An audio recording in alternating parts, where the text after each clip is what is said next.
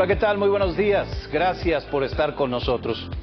En los últimos meses, el presidente de México, Andrés Manuel López Obrador, se ha caracterizado por descalificar de una manera constante a quienes considera sus adversarios.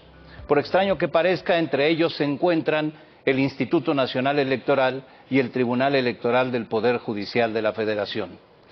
Algunos de sus más fuertes ataques y amenazas han sido dirigidos hacia el INE, con amagos de una reforma electoral, la cual finalmente envió a la Cámara de Diputados a fines de abril. En esencia, la propuesta electoral del presidente López Obrador contempla crear un nuevo Instituto Nacional de Elecciones y Consultas en sustitución del INE, disminuir el número de consejeros electorales de 11 a 7, que los consejeros y magistrados sean elegidos por los electores, por el pueblo, dice él, reducir el número de diputados federales, senadores y diputados locales y una reducción significativa al financiamiento destinado a los partidos políticos. Con dichas modificaciones se busca ahorrar, se dice, 24,000 millones de pesos. La iniciativa de reforma electoral de López Obrador se propone modificar 18 artículos constitucionales. Se contempla la eliminación de los tribunales locales electorales. Se propone la federalización de las elecciones con la eliminación de los organismos públicos electorales encargados de la organización de las elecciones en los estados. Se plantea además la implementación del voto electrónico a fin de que los mexicanos en el exterior y en cualquier lugar puedan participar en los procesos electorales. Los partidos de oposición ya adelantaron que en esos términos la reforma no pasará porque pone en riesgo la democracia. Los opositores han dicho que se trata de un intento del presidente de centralizar y controlar las elecciones como en los viejos tiempos del partido único.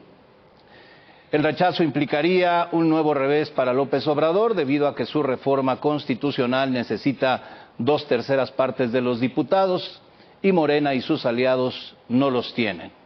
La Alianza Va por México, integrada por PAN, PRI y PRD, presentó sus propias ideas para una reforma electoral, entre las que plantean establecer la segunda vuelta en la elección presidencial, eliminar la sobrerepresentación en la Cámara de Diputados, asimismo, que todos los partidos tengan elecciones primarias para definir candidatos, sanciones graves para quienes usen programas sociales con fines electorales y establecer la nulidad total de los comicios en los que intervenga el crimen organizado. Además de regular las conferencias mañaneras desde donde el presidente hace campaña todos los días. Partidos en lo individual como el PAN han presentado su propia propuesta de reforma electoral y otros como el PRI han dicho que presentarán también una propia. Este es el panorama con el que llegamos a este foro, el número 100 consecutivo desde que inició el midpoint del financiero Bloomberg. Foro al que hoy hemos denominado Reforma Electoral.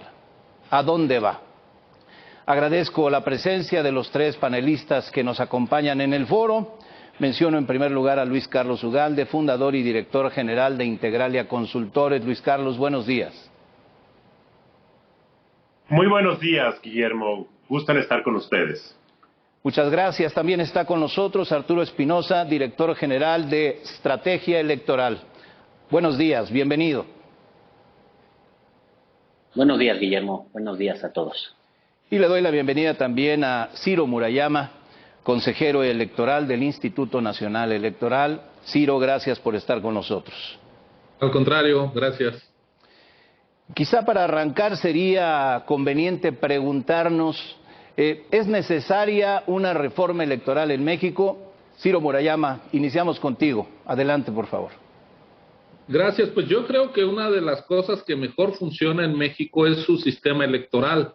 A diferencia de muchos otros temas de nuestra vida, la seguridad pública, la calidad del sistema de salud, el desempeño de la economía, en fin, tenemos múltiples áreas de la vida pública de nuestro país que dejan mucho que desear.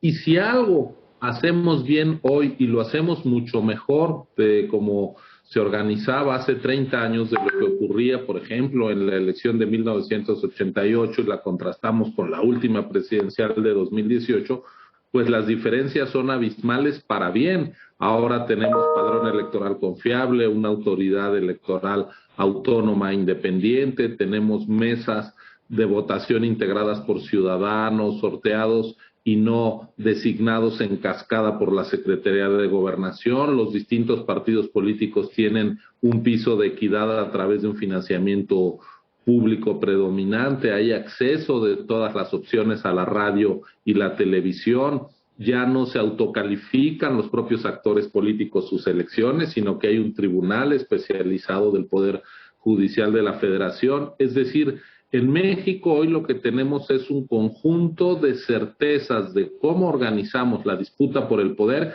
y solo hay una incertidumbre, el resultado electoral, porque eso lo decide la gente en secreto y en libertad votando.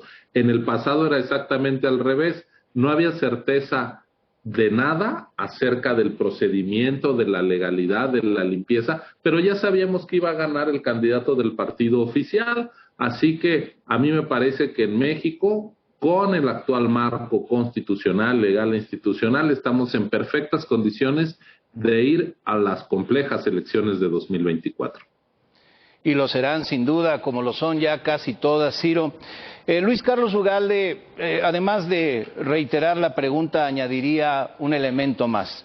Es necesaria una reforma electoral, pero además de ello, ¿es oportuna una reforma electoral a 2 años de estas que sí prometen ser elecciones presidenciales complicadas? Yo empiezo por la segunda parte, Guillermo. No es oportuno meter este cambio a 2 años de la elección. 2, tampoco es oportuno hacerlo en el contexto del clima político del país, en donde acabamos de terminar un proceso legislativo de una reforma eléctrica que acabó en polarización, acusando a los que votaron en contra de traidores a la patria. Entonces, el contexto político no ayuda para poder sentarse a dialogar. López Obrador en la reforma eléctrica jugó al todo o nada. Había prometido un foro parlamentario, un foro abierto, habían prometido incorporar puntos de vista de la oposición y 1 minuto antes López Obrador decide que no, que la reforma va como la planteó él, sin un solo cambio. Entonces, ese es el contexto inmediato. Entonces, el contexto es muy malo. 2, estamos cerca de la elección de 2024. Pero en términos de la pregunta tuya, ¿es necesaria una reforma electoral? Pues hay varias respuestas. Una es, si es una buena reforma electoral, pues siempre debe ser bienvenida una buena reforma electoral.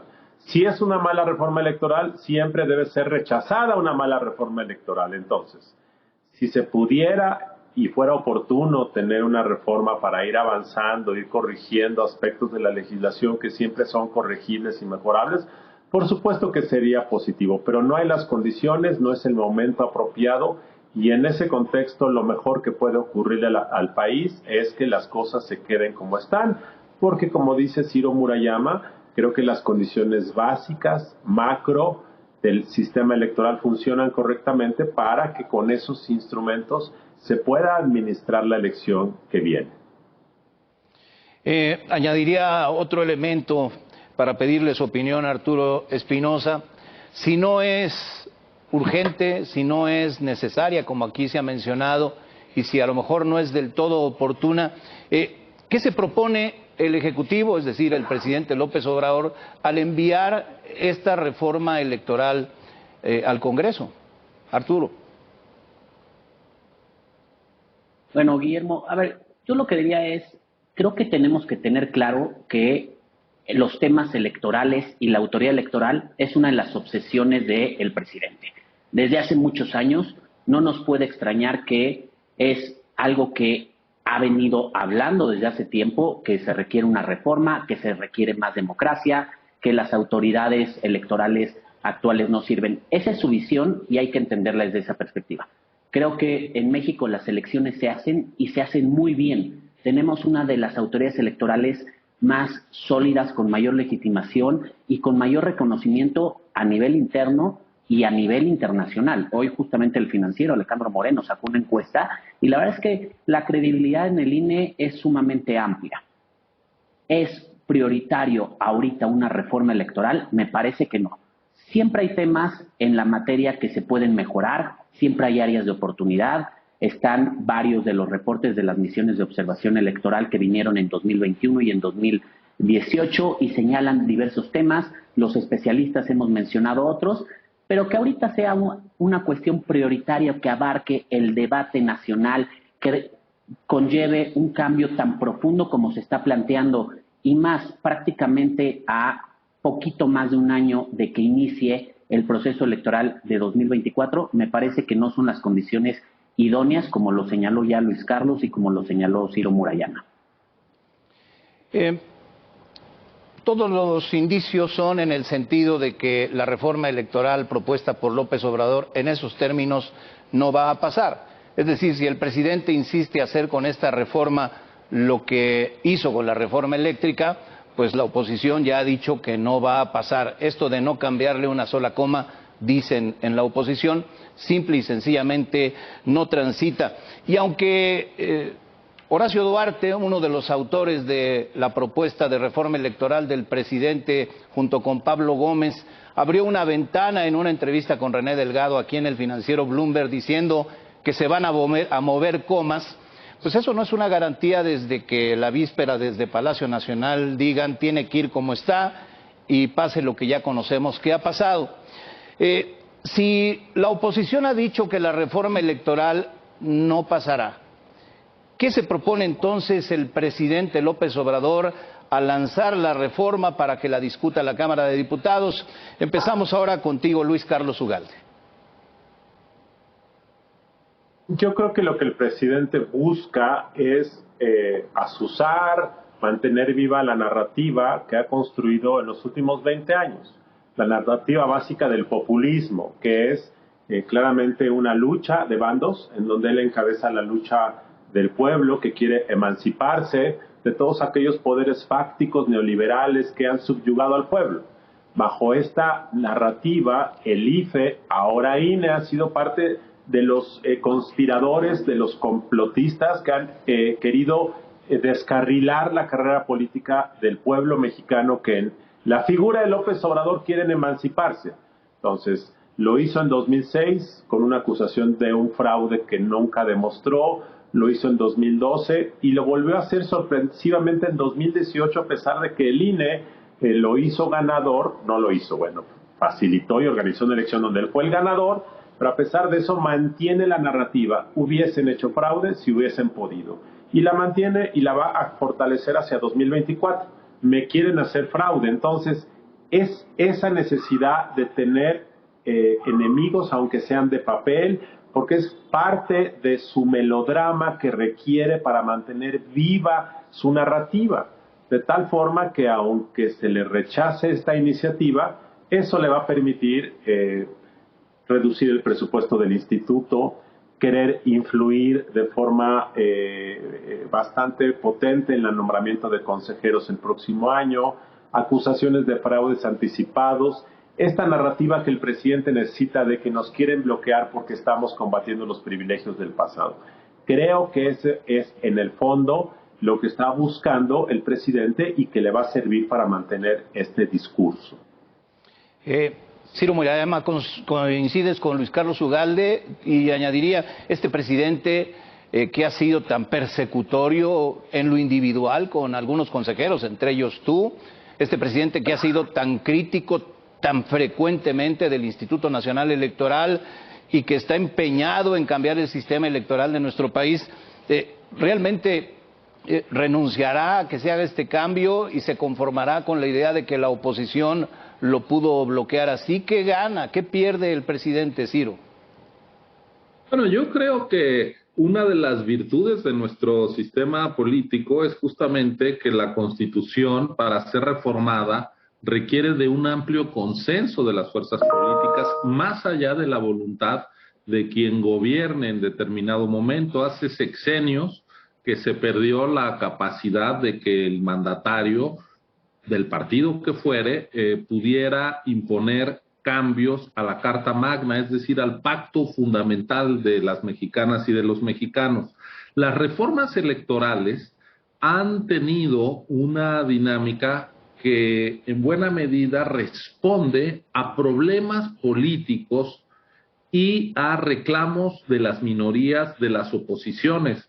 Desde que estaba cerrado el sistema electoral y solo participaban 4 partidos desde la mitad del siglo pasado hasta que se dio la apertura política con lo que llegó la izquierda como el Partido Comunista, que después se volvió PSUM, PMS, PRD y el desprendimiento de Morena. Es decir, buena parte de la historia de la pluralidad empezó en aquella reforma de 77, luego tuvimos las reformas para ampliar el Congreso porque era muy difícil que distintas voces llegaran a representar a la sociedad porque los mecanismos de integración de las cámaras eran muy rígidos. Luego todo el tema de garantizar el respeto al voto después de la crisis de 88, la autonomía del IFE, la creación del INE, todo respondió a problemas políticos evidentes, a reclamos opositores, incluso a movilizaciones en las calles.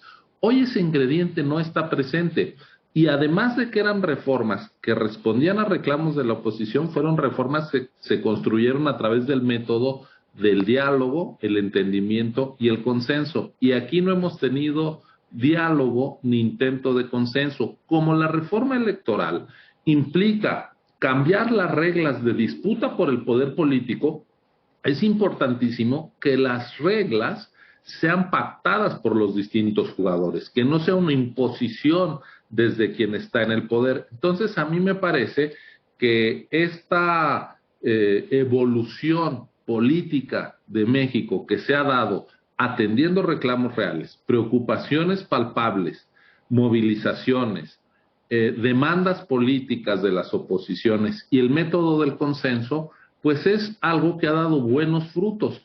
Hoy, sin embargo, la iniciativa más conocida surge desde el poder sin que sea una necesidad real, como decíamos en la primera ronda, y sin el recurso democrático del consenso y del diálogo. Desde ese punto de vista, a mí me parece que lo que estamos viendo es una iniciativa que no reúne las características indispensables de una reforma propiamente democrática y para resolver problemas. Siendo así, puede ser una reforma poco democrática y que en vez de resolver, genere problemas.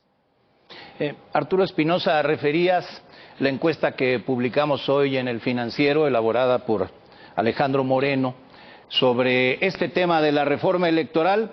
Llama la atención, y acudo a tu opinión sobre este tema, que la gente, los encuestados, están de acuerdo por una amplia mayoría en que se reduzca el número de senadores, en que se reduzca el número de diputados, en elegir a las autoridades electorales por medio del voto ciudadano, en eliminar el financiamiento público a los partidos en actividades ordinarias, pero también una mayoría importante está de acuerdo en el trabajo del INE, en el trabajo que hacen el INE y el Tribunal Electoral en vigilar los procesos electorales, e incluso una mayoría menos amplia, pero una mayoría está de acuerdo en el trabajo que hizo el INE al organizar la consulta de revocación de mandato. ¿Qué opinión te genera el resultado de la encuesta?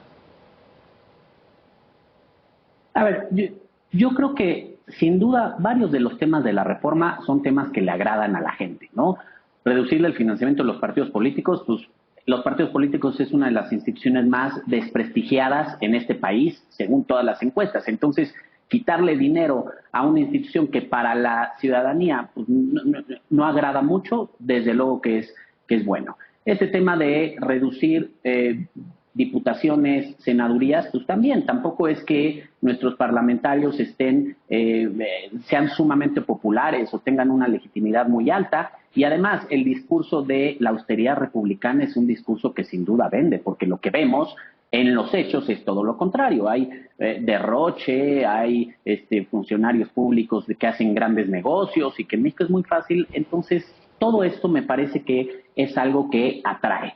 Sin duda, el INE es una autoridad que tiene mucho prestigio, que hace muy bien su trabajo, que ha permitido alternancias, que ha ampliado derechos, que se ha enfrentado a aquellos que violan sistemáticamente la ley, y no digo solamente servidores públicos de las actuales administraciones, sino que históricamente así ha sido, hace su trabajo de manera sumamente profesional. Pero bueno, también siempre que gusta tener gente, este tema de la democracia es el pueblo pone y el pueblo quita, pues también agrada, ¿no? Darles el poder de tomar cualquier decisión. Pero yo creo que aquí justamente la reforma tiene las razones incorrectas, ¿no? Te voy a leer textualmente lo que dice parte de la iniciativa. Dice, busca un sistema que brinde seguridad, respeto al voto, honradez y legalidad. Nuestro marco jurídico actual eso busca, y es un marco jurídico sumamente robusto.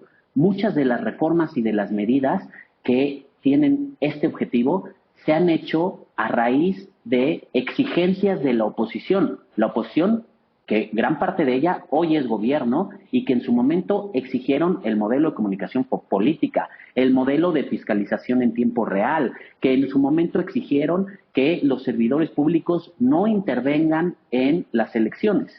El punto de esto no es que la ley pueda ser más radical, sino el punto de esto es que nuestra clase política lo respete. Lo que hemos visto en las elecciones de 2021 y particularmente en la revocación de mandato es un desdén hacia la ley, es un desdén hacia las medidas de la autoridad. El propio INE lo señaló. En la revocación de mandato se emitieron más medidas cautelares y se presentaron más procedimientos sancionadores mismos que se resolvieron que en ningún otro proceso.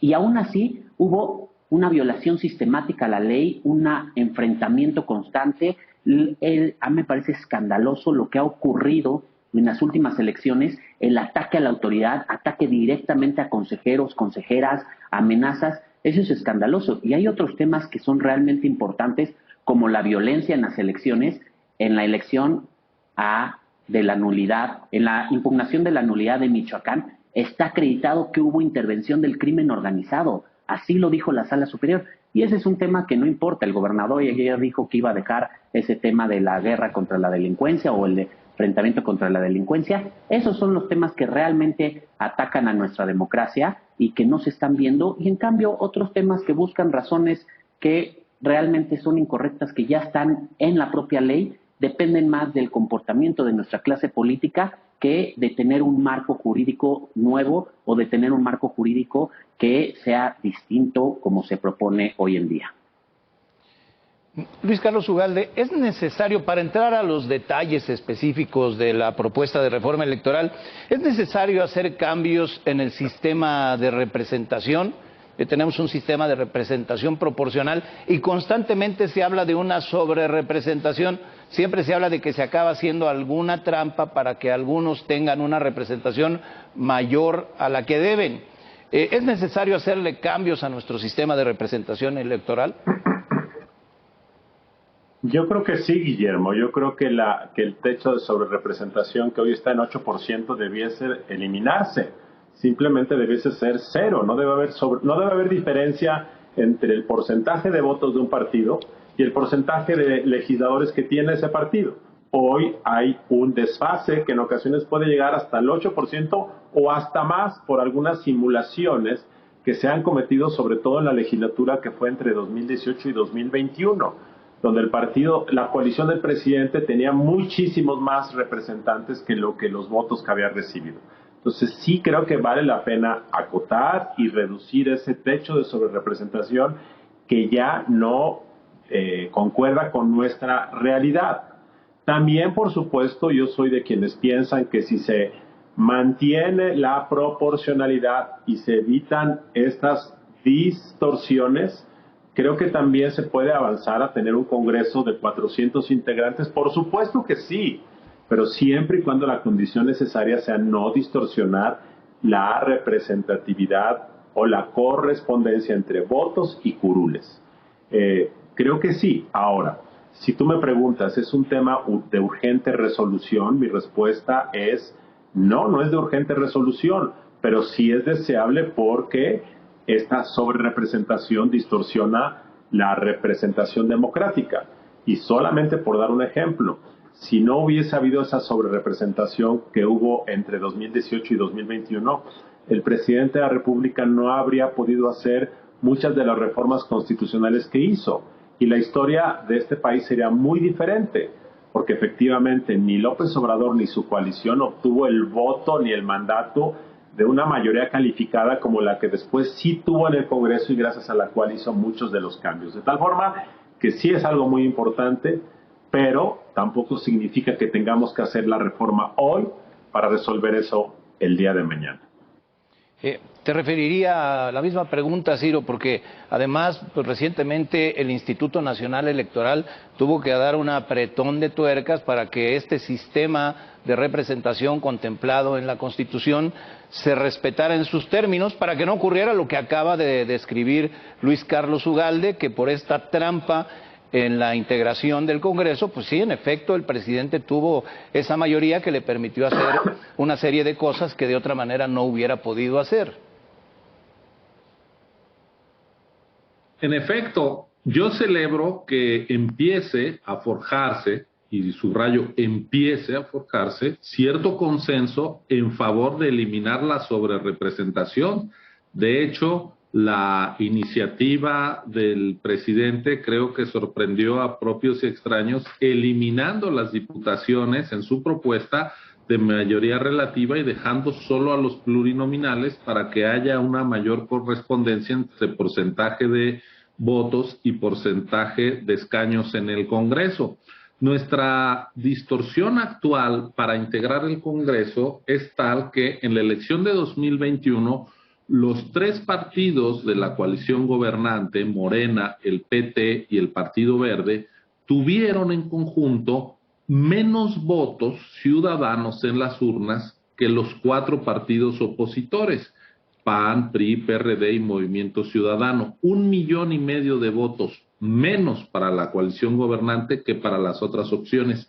Sin embargo, hay más diputados de la coalición de gobierno que de oposición. ¿Qué quiere decir? Que la mayoría de votantes acabó siendo minoría de legisladores y viceversa. ¿Por qué se dio eso? Por lo que ya señalaba Luis Carlos Ugalde, de este premio a la sobrerepresentación que existe en la Constitución del 8%, y porque a través de las coaliciones electorales se disfrazan triunfos propios del partido más votado, en este caso Morena, en sus aliados, y de esa manera Morena recibe más diputados plurinominales que los que habría tenido de reconocerse todos los triunfos distritales que obtuvo porque la gente marcó el emblema de Morena. Es un tema que qué bueno que apunta a ir construyendo un consenso. Pero permíteme poner un par de alertas sobre la reforma, porque hay dos asuntos que casi no se han señalado en las discusiones de las últimas semanas y que a mí desde el INE me tienen francamente preocupado, y lo quiero poner sobre la mesa el día de hoy. Uno es que la iniciativa del presidente desaparece la atribución del Instituto Nacional Electoral o de la Autoridad Electoral Nacional de conformar el padrón electoral. Esto es delicadísimo porque la edificación de nuestro sistema electoral, que empezó después de la crisis política de 1988, tuvo como primera tarea construir un padrón electoral confiable, porque antes, cuando el padrón era confeccionado sin la supervisión de los actores políticos, desde la Secretaría de Gobernación, había lo que se conocía como los rasurados, gente que era excluida arbitrariamente del listado de votantes porque se sospechaba que podían votar por la oposición, o gente que podía votar varias veces. Hoy tenemos un padrón electoral confiable, una credencial para votar única que no permite que alguien tenga dos credenciales vigentes y que pueda votar en dos casillas el mismo día de la elección. Ahora, ¿qué pasará si el INE ya no tiene esa atribución y ya no están los partidos vigilando cada alta al padrón, cada baja, cada cambio de domicilio? ¿Quién lo hará? De nuevo la Secretaría de Gobernación a través del Registro Nacional de Población sin ningún control. Creo que podría ser un retroceso de 3 décadas. Y la otra preocupación la dejo apuntada telegráficamente. Dice la iniciativa del Ejecutivo que los órganos desconcentrados del INE, su estructura en todo el país deja de ser permanente y se vuelve temporal.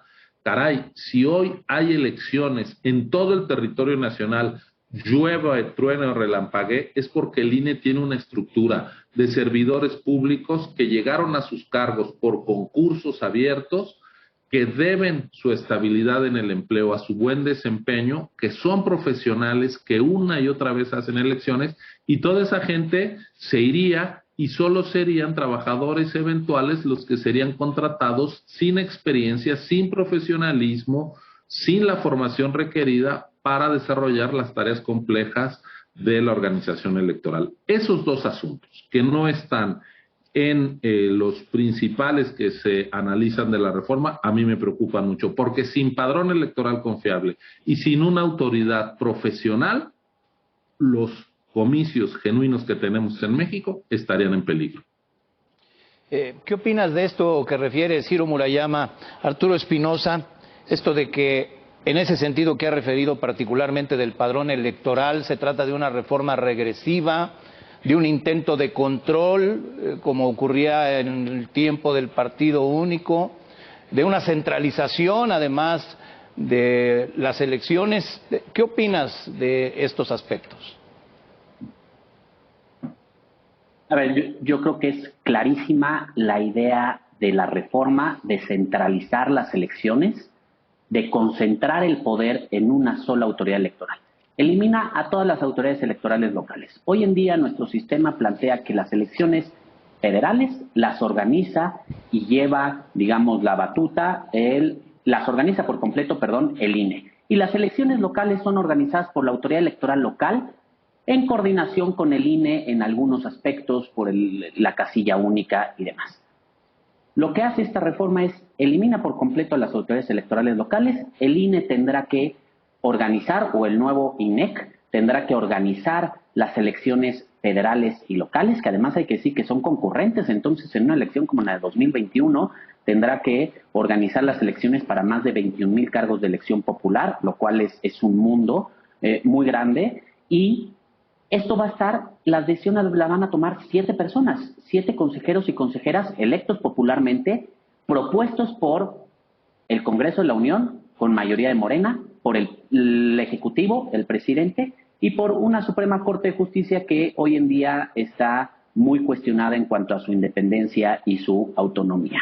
Y esto se va a ir a voto popular. Entonces, lo cual no va a garantizar ni que sea gente con total experiencia como es ahora, con conocimiento profesional, preparada y demás. Y todo esto, además, la idea del padrón electoral y varias de las propuestas que han circulado a lo largo de estos años del gobierno de Andrés Manuel López Obrador, llevar el padrón a la Secretaría de Gobernación, tener un mayor control sobre el sistema electoral, como era en los tiempos en 1988 y antes, en donde el gobierno tenía todo el control del sistema electoral. Podríamos preguntarle al director de la CFE cómo funcionaba eso. Él lo conoce perfectamente, esta concentración. Claro, es más fácil lidiar con una autoridad, es más fácil tener el control de un padrón electoral que contiene todos los datos, en la que se puede propiciar un gran clientelismo. Creo que sí hay varios riesgos que son los que de ninguna manera deben de pasar. Y es en donde la oposición no debe de ni siquiera buscar una negociación. Me parece que debe ser un no tajante y rotundo, porque entonces se va a acabar la democracia como no la conocemos. La democracia de alternancias, la democracia de pluralismos, la democracia de una autoridad electoral autónoma, la democracia de consejeros y consejeras independientes, magistrados y magistradas independientes. Y hay que decir algo muy importante. También me parece que algunas de las propuestas propician la simulación en este tema de la sobrerepresentación y reducir los márgenes. Desde luego es lo ideal una representación proporcional que busque que sea pura, que sea el mismo porcentaje de integrantes del Congreso que de votación, pero el problema no está nuevamente en el marco normativo. Me parece que en esta última elección, más allá de lo que establece la ley, los acuerdos que tomaron el INE, el actuar del Tribunal Electoral fue muy efectivo en garantizar que no haya sobrerepresentación, que todos los partidos estén representados en la mejor proporción a su votación. El problema es ya lo que pasa dentro del Congreso. Esta simulación en donde justamente en 2018 gran parte de quienes fueron electos a través del PT o a través de Encuentro Social se pasaron a Morena. Hay cambios, hay constantemente acuerdos en ese sentido y me parece que este tipo de simulación, por ejemplo, la propuesta también propone el voto electrónico, me parece que transitar hacia un voto electrónico poco a poco, paulatinamente es necesario, pero en 2021 el INE aprobó un acuerdo para implementar el voto electrónico y el único partido que se opuso fue Morena, lo impugnó y trató de combatirlo. Afortunadamente el tribunal lo confirmó, pero también hay que entender estas simulaciones que muchas veces se presta y que hay ahí un juego en la reforma.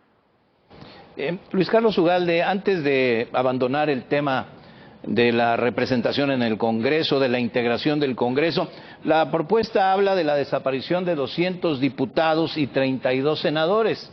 Y hay quien de inmediato, cuando se conoció la reforma, propone desaparecer a los pluris, y tú acotaste que no es así.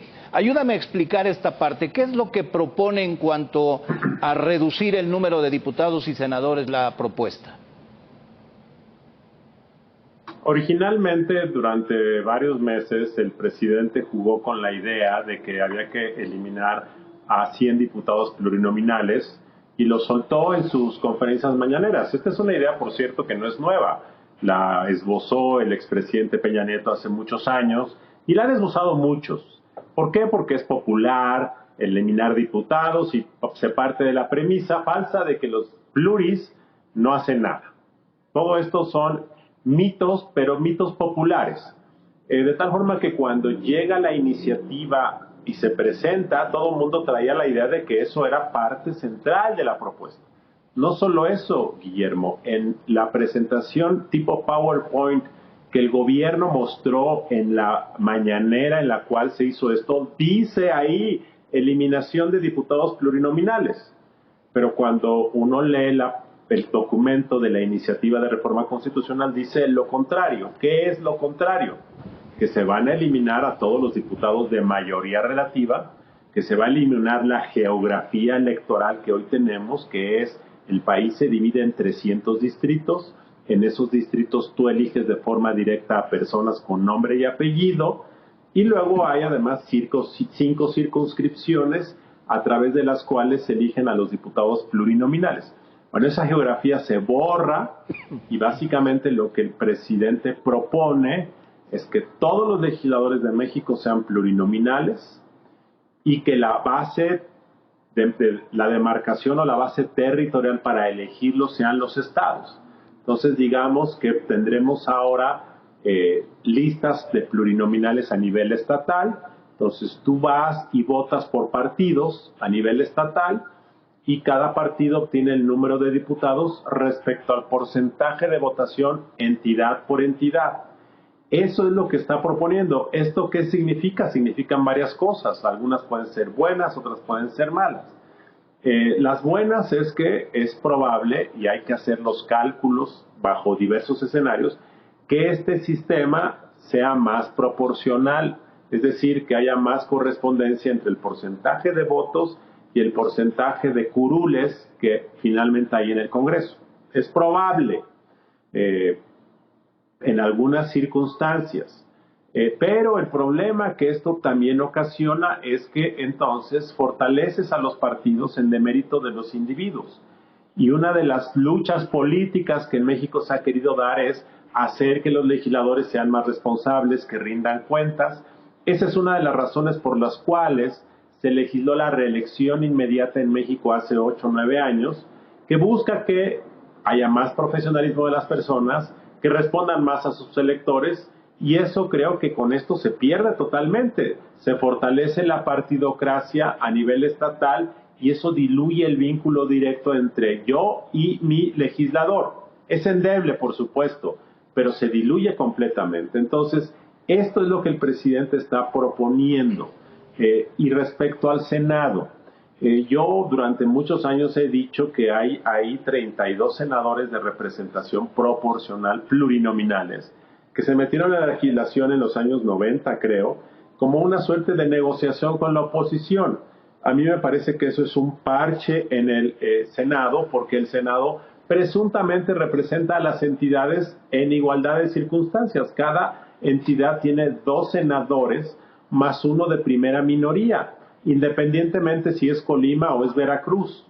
Esa es una fuente de equilibrio federalista que presuntamente el Senado replica. Ahora, lo que hace esta propuesta es que distorsiona completamente, porque te dice que vas a eliminar a 32 senadores, pero te dice que los 3 restantes van a ser plurinominales.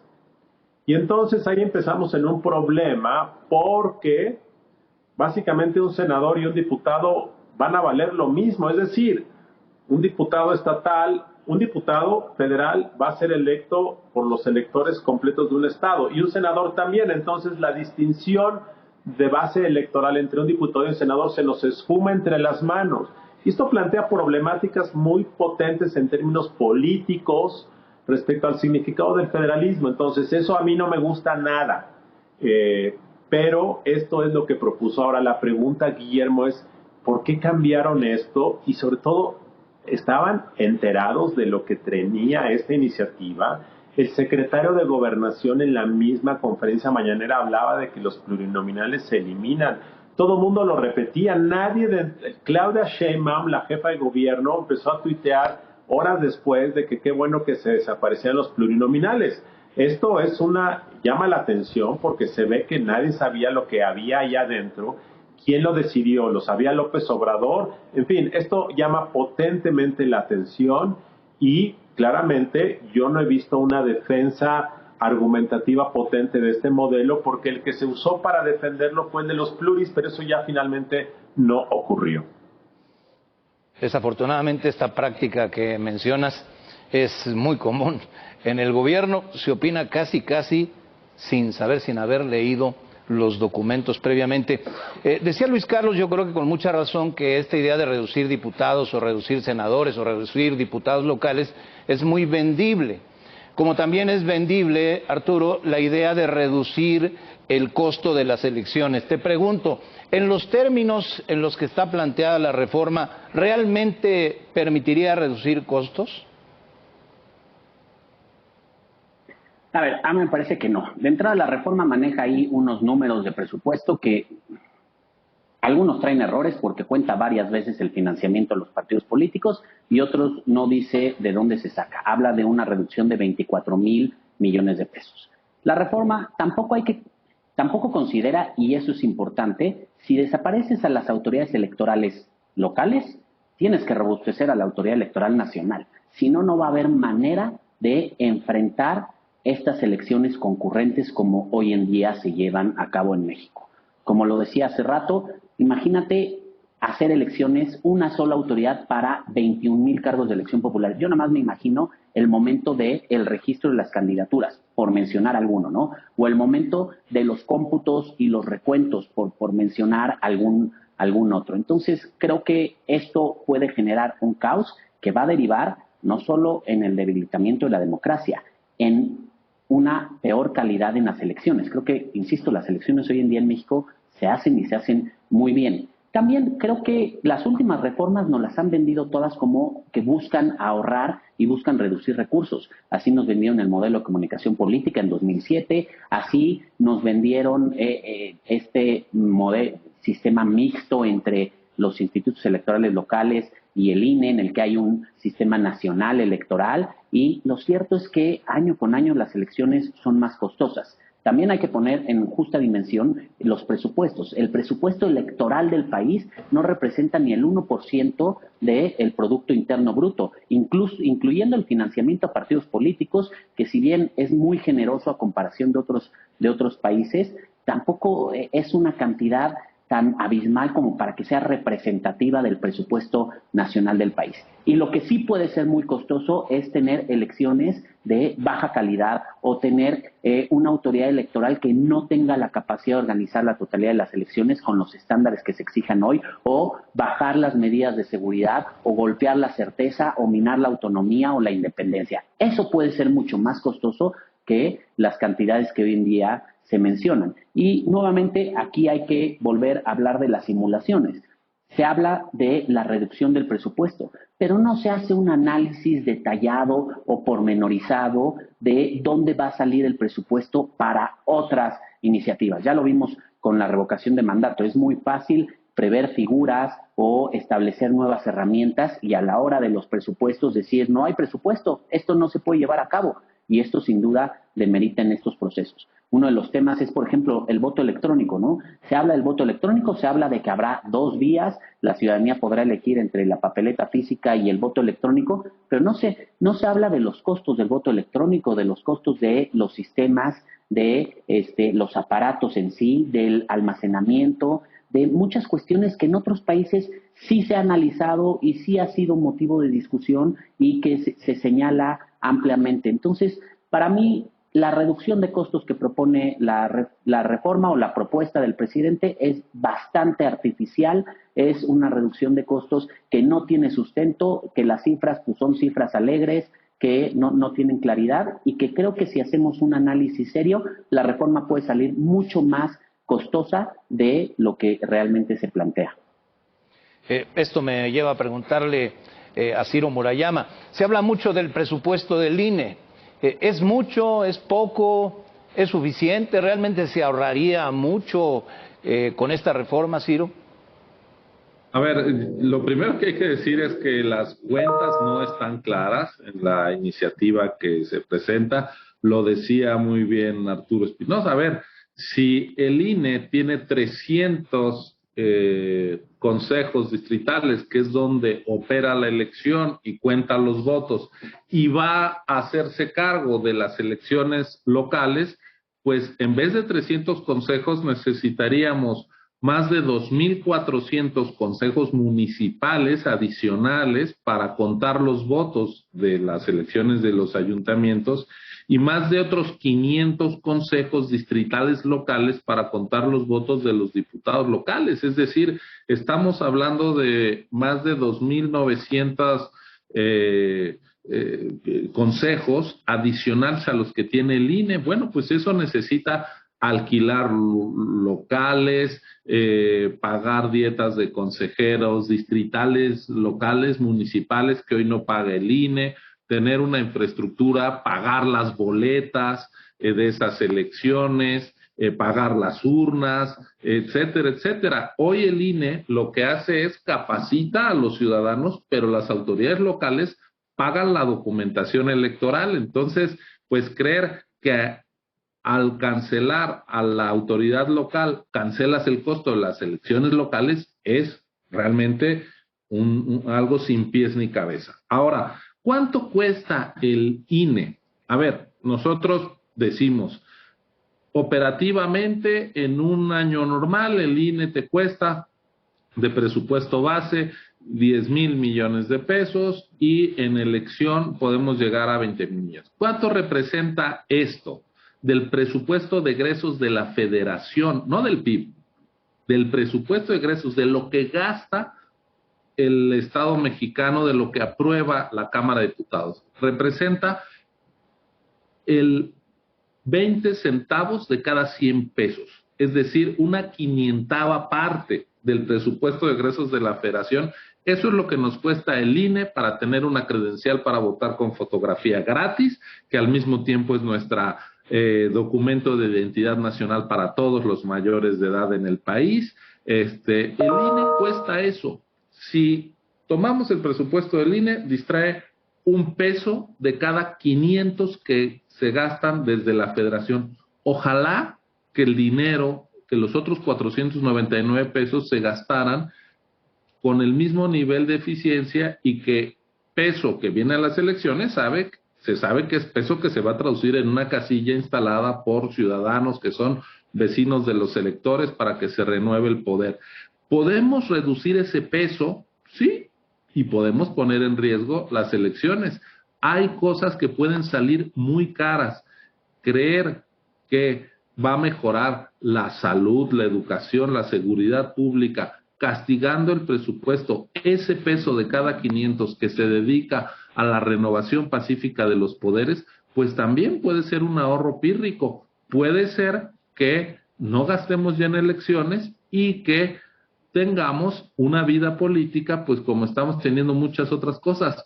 Hoy en México las elecciones cumplen su misión fundamental. Nos permite la renovación pacífica de los poderes. No hay un solo cargo de elección en el país que no se deba al voto genuino, libre y secreto de la gente. Para ahorrar esos 20 centavos de cada 100 pesos o ese peso de cada 500, que es la misma proporción, podemos poner en riesgo la renovación pacífica del poder. Hay cosas que en este país se hacían muy bien. Hace 55 años se inauguró la primera línea de metro y sigue funcionando. Hoy, la última línea de metro que se hizo se cayó por estar mal hecha. Antes los aviones volaban con seguridad. Hoy el cielo de la Ciudad de México es riesgoso desde el punto de vista de la aviación civil. No hagamos lo mismo con elecciones. No generemos daño y peligro en lo que funciona bien, con tal de el discurso del austericidio, que puede ser muy peligroso. Lo dices bien. Para recibir también tu opinión en torno a este tema, Luis Carlos Ugalde, ¿hay algo que pueda o deba hacerse para hacer que la democracia sea algo menos costoso? Sí, claro que hay muchas cosas que se pueden hacer. No solo es el tema presupuestario. Yo durante mucho tiempo me he dedicado a investigar todo el financiamiento ilegal que hay en México de campañas. Y ese tema es mucho más preocupante porque es dinero, son recursos que salen de manos privadas, salen del crimen organizado, salen de muchos lados y van a acabar en campañas o desvío de recursos públicos. Entonces, no solo es lo que el INE da a los partidos, también hay toda una industria debajo de la mesa que se dedica a poner campañas para obtener favores políticos de los nuevos gobernadores o las nuevas autoridades en todos los ámbitos del país. Ese tema merece una atención especial. Y quiero dar un salto a otro tema que a lo mejor me estoy adelantando, Guillermo, pero creo que el tema de la iniciativa de reforma del presidente López Obrador llama la atención por las cosas que dice, que algunas son muy negativas, hay algunas cosas positivas, pero hay muchas cosas muy negativas, pero llama más la atención desde mi perspectiva por lo que no dice. Es decir, si realmente el presidente quiere atacar problemas de fondo y llevarnos a la democracia del siglo XXII, hay enormes ausencias. La ausencia de qué vamos a hacer con la penetración del crimen organizado, la ausencia de qué vamos a hacer con este tema de financiamiento ilegal de campañas, que es un fenómeno que está ahí en todos lados. Menciono esos dos porque esos dos son temas muy importantes que, sin embargo, están ausentes de esta iniciativa. Vamos a hablar acerca de los cambios al INE, empezando por el membrete. Se decía aquí, yo creo que además hay que decirlo con toda certeza porque lo dicen las encuestas, que el INE es una de las instituciones mejor calificadas del país. Le llamábamos IFE, ahora le llamamos INE, ahora el presidente propone que le llamemos INEC, con la creación de un Instituto Nacional Electoral. Y ¿qué quiero decir? Con la creación de un Instituto Nacional de Elecciones y Consultas. Arturo, ¿es esto necesario? ¿Cuál es el afán de modificarle el membrete al INE? A ver, yo creo que una de las cosas muy negativas que hemos visto a lo largo de las últimas reformas, particularmente 2007 y 2014, es el manoseo a la autoridad electoral. Toda reforma comienza por hay que remover consejeros y consejeras de manera anticipada, hay que cambiar a la autoridad electoral. No, a veces parece que nuestra clase política, quienes plantean la reforma, consideran que la solución a los problemas del país está en las reglas de acceso al poder y no en las reglas de ejercicio del poder. Creo que lo aprendimos en 2007. Una de las cosas que más le hace daño a la institucionalidad es estar removiendo a sus integrantes de manera anticipada. La estabilidad, la fortaleza institucional, la autonomía y la independencia se garantiza a partir del cumplimiento en el ejercicio del cargo por el periodo para el que fueron designados. Ahorita hemos visto un tribunal que tuvo muchos problemas, que nació la integración actual a partir de una designación viciada que terminó en la Suprema Corte de Justicia, y lo que vemos es que cada que consejeros, consejeras, magistrados o magistradas toman una decisión que no gusta a la clase política, vienen las amenazas de que se van a remover, de que va a haber una reforma, de que es necesaria cambiar a la autoridad. Creo que sí, en algunos aspectos es necesario reforzar los procesos de designación, garantizar que los perfiles que lleguen a las autoridades electorales sean perfiles no solo que tengan la experiencia, ¿sí?, y los conocimientos, la capacidad, sino además que tengan la probidad necesaria para desempeñar el cargo, el liderazgo, que lo tienen muchos y muchas de ellas. Hay unos que tienen trayectorias que me parece que pueden ser algo cuestionables y que han generado algunos escándalos, pero en su mayoría la verdad es que llegan personas que cumplen el perfil. Y aún así se tienen que reforzar estos procesos de designación. Pero la solución nunca está en removerlos de manera anticipada. Eso es un debilitamiento a la autoridad, a su autonomía y su independencia. A mí me parece que esta es una de las necedades, de los caprichos más grandes de la reforma, y el tema de que se elijan popularmente es realmente una ocurrencia que no tiene precedentes, desde luego, ni en nuestro país, ni en ningún otro país del mundo. En ningún país del mundo se eligen a las autoridades electorales mediante el voto popular. En Bolivia se eligen a las autoridades judiciales mediante el voto popular y han sido un desastre estas elecciones, han sido removidos anticipadamente. Creo que este es uno de los grandes errores y creo que es uno de los aspectos en donde la oposición debe ser más firme. A la autoridad electoral no se le toca. Además, tanto el INE como el tribunal van a entrar a un proceso de renovación importante en 2023. Se van 3 consejeros y una consejera electoral del INE en 2023 y se van 2 magistrados de la Sala Superior en 2023. De hecho, ahorita el Senado tiene pendiente, algunos desde hace más de un año, procesos de designación de magistrados electorales locales y de magistrados de las salas regionales del Tribunal Electoral, y son procesos que no ha resuelto el Senado, que está dejando ahí pendientes y que está dejando órganos incompletos. Creo que aquí, más bien, quienes son los encargados de realizar las designaciones tienen que ser más responsables en este aspecto. Nuevamente, no es algo que se solucione con una reforma legal o constitucional. Más bien hay que darle estabilidad al sistema y hay que buscar a fortalecer nuestras instituciones, dotarlas de autonomía y que sus integrantes tengan cada vez más independencia. Tengo aquí a propósito algunos comentarios de los participantes en el foro. Comentarios que al mismo tiempo se traducen en preguntas. Dice Jorge: como ciudadanos comunes y corrientes, ¿qué podemos hacer para defender al INE? Jessica comenta: organizaciones civiles y un gran sector de la sociedad están comprometidos con la defensa de nuestras instituciones, entre ellas el INE. ¿Qué acciones concretas consideran los panelistas se pueden y deben impulsar desde este sector para brindar acompañamiento?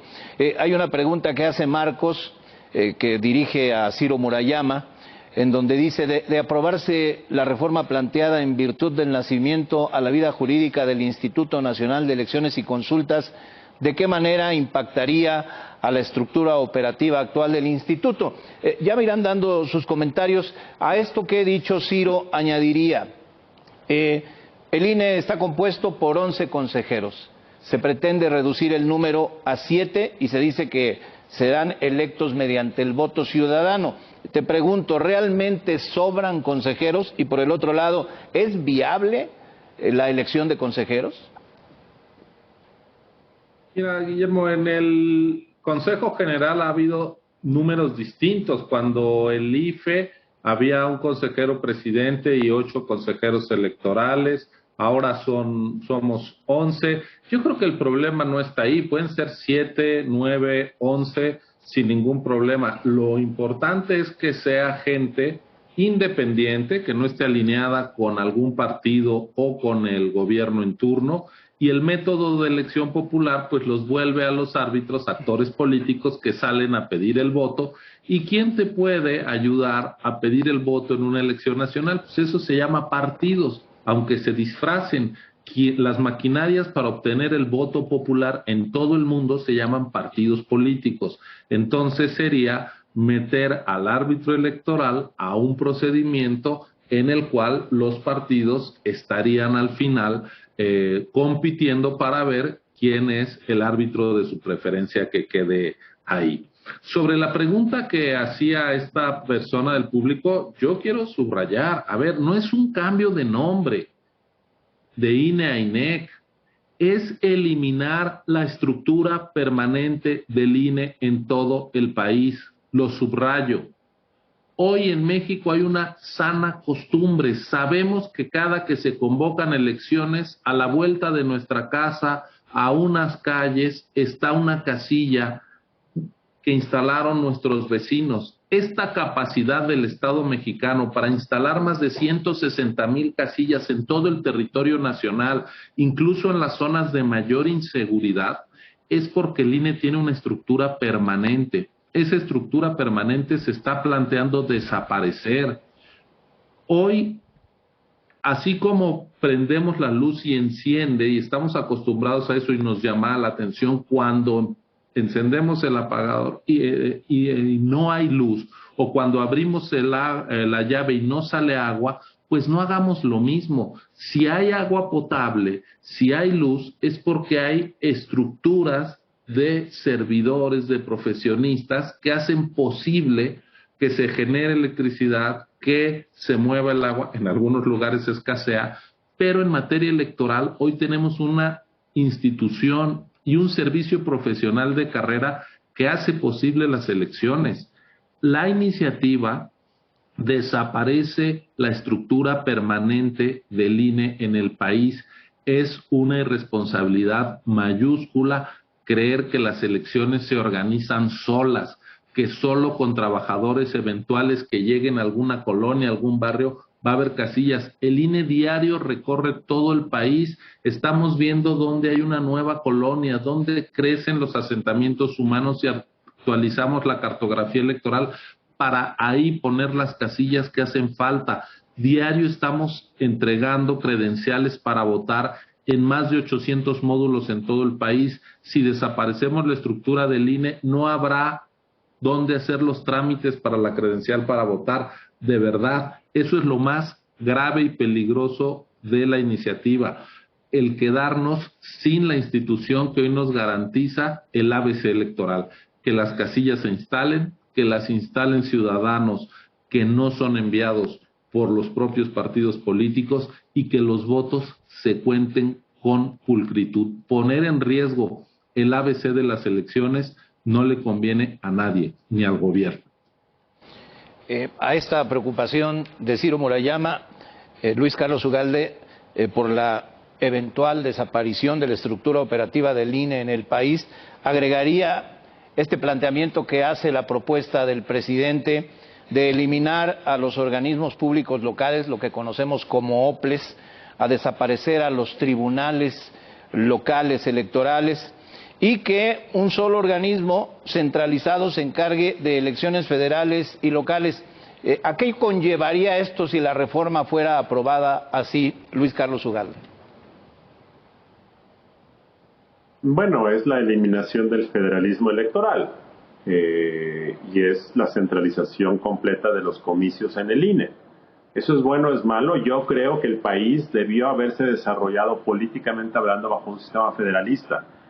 Pero desde hace muchos años, frente a la queja de que los gobiernos estatales no se pueden autogobernar porque los gobernadores abusan, porque meten mano, porque distorsionan las condiciones de la competencia, se partió de esa queja y desde 2013-2014 se empezó a dar una distorsión en ese tema y en otros temas, bajo la idea de que como no pueden jugar con la pelota, quítales la pelota. Y entonces ahora estamos en esto. Desde un punto de vista del federalismo político electoral, me parece que es un gran error histórico lo que estamos haciendo. Ahora, desde un punto de vista de efectividad, creo yo que el INE, si se le dan los recursos, si se le da los instrumentos, pues claramente podría adaptarse para poder organizar todos los comicios de este país. Creo que sí lo podría hacer. Y creo yo que eso tiene la ventaja de que la calidad y la independencia de la organización comicial sería mucho mejor, por supuesto, y eso creo que es algo positivo.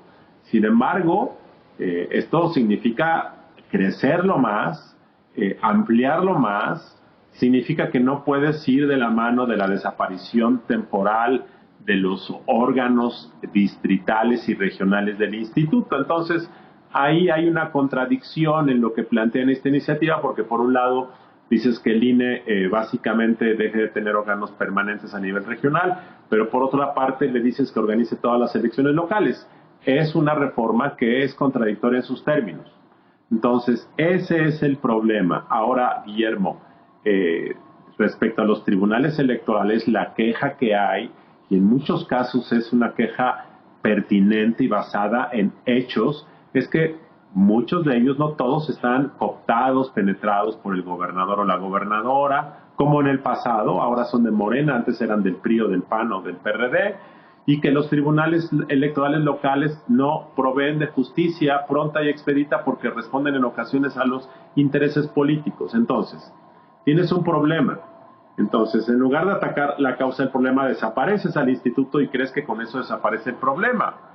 Y yo creo que no desaparece el problema. El problema es por qué los gobernadores pueden seguirse metiendo, como se metieron ahora en la consulta de revocación de mandato, violando la ley. Ese es el problema de fondo.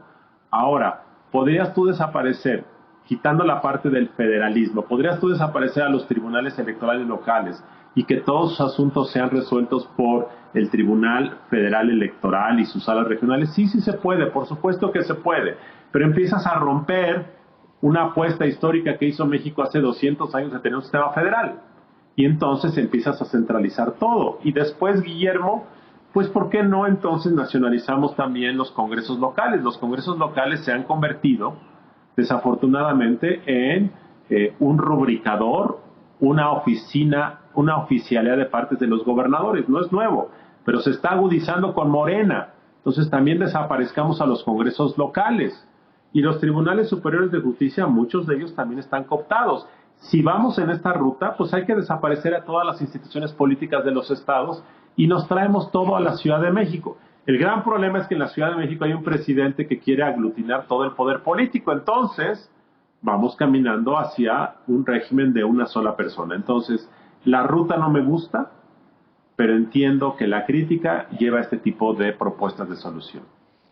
El consejero Ciro Murayama del Instituto Nacional Electoral tiene que despedirse por compromisos. Para decirte gracias y buenos días, Ciro, simplemente contéstale a los ciudadanos que insisten en esta pregunta: ¿cómo se puede defender al INE desde la ciudadanía?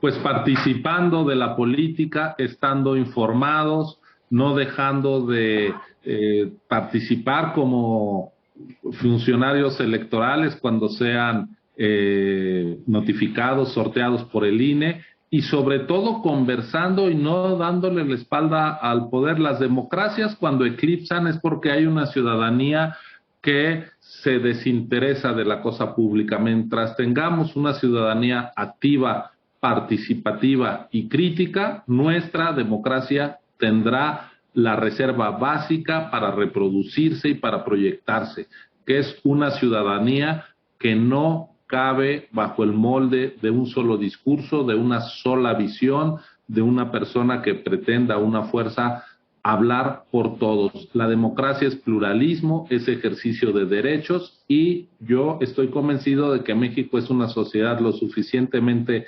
diversa, compleja y plural como para caber en el molde autoritario. Así que a participar, a criticar incluso el papel de la autoridad electoral, por supuesto, para garantizar que los contrapesos de poder que también ejercen los ciudadanos participantes pues estén vivos en nuestro horizonte político. Guillermo, muchísimas gracias. Para mí ha sido un gusto escuchar una vez más a Arturo Espinosa y a Luis Carlos Ugalde, y gracias por esta oportunidad. Gracias, Ciro. Muy buenos días y gracias por tu participación. Hasta pronto. Pronto. Nos quedan unos cuantos minutos en el foro y hay algunos temas que me gustaría recibir la opinión tanto de Luis Carlos Ugalde como de Arturo Espinosa. El voto electrónico, del cual ya se ha hablado, la posibilidad de que los mexicanos voten en el extranjero. Pero hay otros aspectos no contenidos en la propuesta del presidente, pero esbozados ya por propuestas de la oposición, como la segunda vuelta electoral en la elección presidencial, como la obligación de realizar primarias en los partidos para definir candidaturas, como castigar el financiamiento ilegal de manera severa o la utilización de los programas sociales con fines electorales. Nos quedan 10 minutos, recibo sus opiniones. Empezamos contigo, Arturo Espinosa. No, yo creo que hay que ir viendo las cosas con cuidado. Desde luego, cada que hay una reforma electoral hay muchas propuestas, vemos lo que ocurre en otros países y hay ciertos temas que nos agrada, pero nuevamente hay que hacerlos por las razones correctas. En cuanto a la segunda vuelta electoral, yo soy un poco escéptico. ¿Qué es lo que se busca? Sí, lo que se busca es ir a una segunda elección ya nada más entre dos candidatos para que uno le gane al otro y con esto aparentar legitimidad, me parece que no son las razones correctas. Esa legitimidad se cae muy rápidamente. ¿Por qué? Porque la gente en la primera ronda tiene varias opciones, toma diferentes decisiones, hay dos que tienen una mayoría de votos y si no alcanzan más del 50% o el esquema que se plantee, se van a la segunda vuelta electoral. Y en la segunda vuelta electoral, el electorado, de entrada, la participación generalmente baja. Y en muchos de estos casos solo tiene dos opciones. Eligen a uno, muchas veces no es la opción de su preferencia, sino se elige porque no quiero que el otro gane. Y esto, lejos de darle legitimidad, le puede demeritar. Y no lo digo, desde luego no tenés experiencia de esto en México, pero veamos la experiencia de otros países en Latinoamérica. Hay esta segunda vuelta, la gran mayoría la tienen y no les ha funcionado para darle más legitimidad al gobierno. Por el contrario, el caso de Francia, por ejemplo, en donde la segunda vuelta electoral sirve para determinar si a el candidato o la candidata a la que le vas a dar tu voto, también le das el apoyo suficiente en el gobierno para que lleve a cabo su plan de gobierno o buscas ponerle contrapesos. ¿Por qué? Porque al mismo tiempo que la segunda vuelta electoral se elige el Congreso. Creo que esas serían las razones correctas si queremos evitar estos congresos divididos una vez que ya sepamos quién es el presidente o la presidenta o que ya solo estemos entre dos opciones y decidamos diferenciar el voto o no. Creo que ese es uno de los aspectos que hay que entender la segunda vuelta en ese sentido. Las elecciones primarias a los partidos, creo que nuevamente los partidos tienen las opciones de hacer elecciones primarias, no es algo que estén que regular.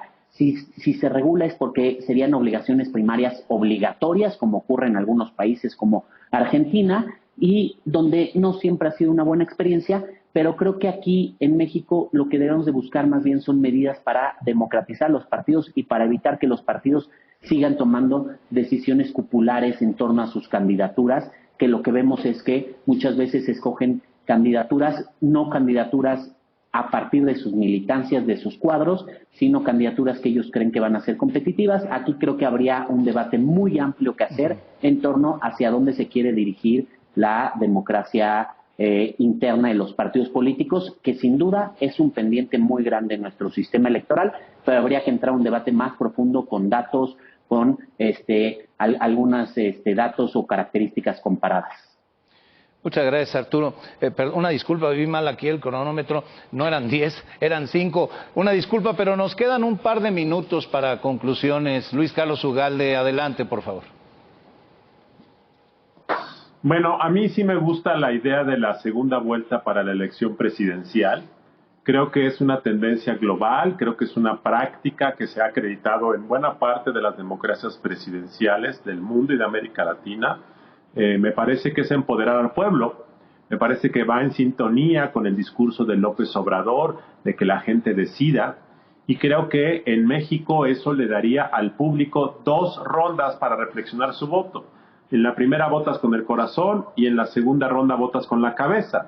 Muchas veces en México lo que ha ocurrido en los últimos 20 o 30 años es que el ejercicio de el voto estratégico, que no es sino una manera de reaccionar ante la falta de segunda vuelta, ocurre en los hechos. Entonces, la gente dice, ¿por quién voto? ¿Por el que quiero o por el que puede ganar? ¿O por el que puede evitar que otro gane? Eso es válido, eso ocurre en todos lados. Eso ocurrió en México en el 2000 para que hubiese alternancia.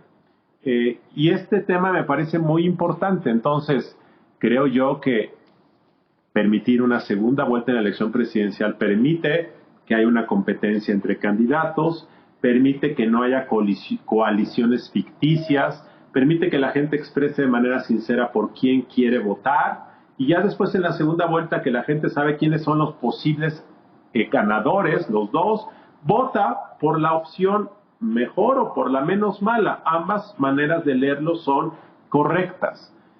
Esto no ha ocurrido en México, primero porque el PRI se opuso siempre, sobre todo Peña Nieto se opuso a esto durante toda su vida política como gobernador y luego como presidente, y ahora López Obrador se opone porque piensa que la oposición de conservadores le van a hacer montón. Bueno, esa es su lectura. Yo creo que esto ayudaría mucho al país y me parece que es un tema muy importante. Y dejo la segunda idea brevemente, el tema del crimen organizado, Guillermo. Me preocupa muchísimo lo que está ocurriendo con el crimen organizado en las elecciones y que nadie está discutiendo este tema.